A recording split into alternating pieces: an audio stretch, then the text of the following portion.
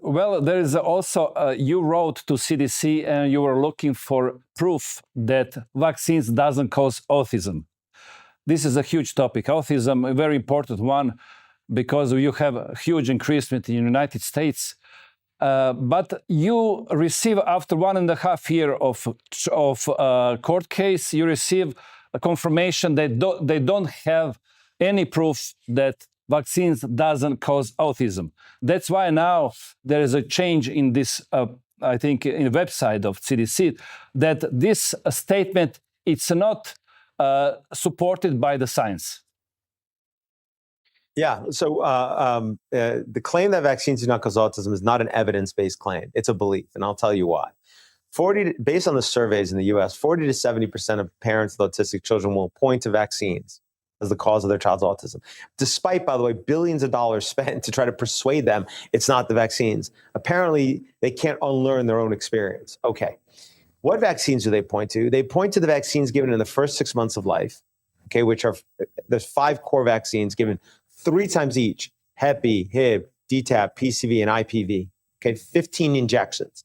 And they point to MMR, which is given no earlier than the first year of life.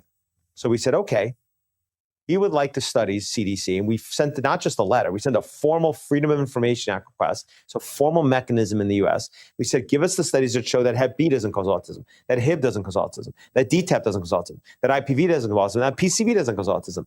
You say vaccines don't cause autism, show us that the vaccines given in the first 6 months of life don't cause autism.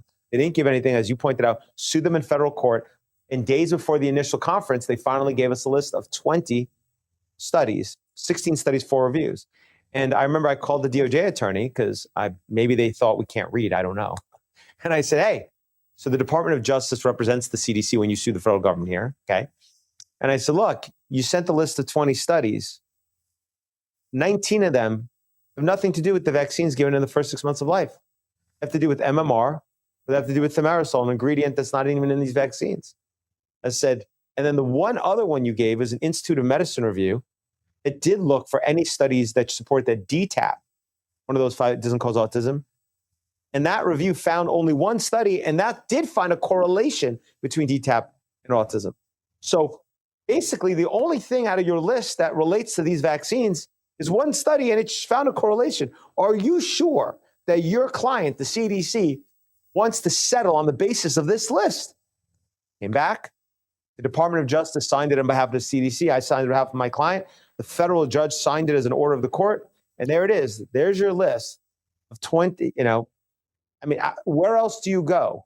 And this is what I mean about belief, what they tell you and what they have to admit when their back is to the wall and they have to give you an answer in federal court. They have no choice. And in this instance, it made it clear. They don't have any studies to show that those vaccines don't cause autism. And they pretended like they did. That's, my kid knows that's called lying.